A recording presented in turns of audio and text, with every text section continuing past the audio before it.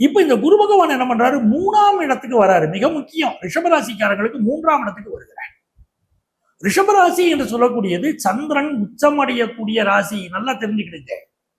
நல்ல அறிவாளிகள் ரிஷபராசியில பிறந்தவங்க.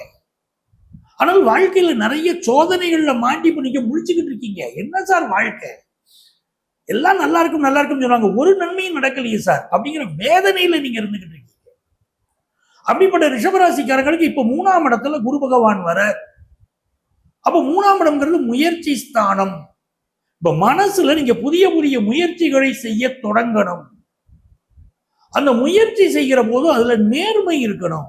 என்னங்க முயற்சி பண்ணுங்கிறீங்க, அடுத்து ஒரு கண்டிஷனை போடுறீங்க, நேர்மையா இருக்கணும் அப்படின்னு சொல்றீங்களே, என்னங்க அர்த்தம் அப்படின்னா, குரு பகவான் நேர்மைக்கு பெயர் போடவர். அவர் எப்போ நேர்மையா இருந்தா தாங்க உதவி செய்வார். இப்போ 3ஆம் இடத்துக்கு குரு பகவான் வந்துட்டாரு. உங்கள் முயற்சிகள் எல்லாம் நல்ல முயற்சியா பண்ணுங்க, வெற்றி பெறும்.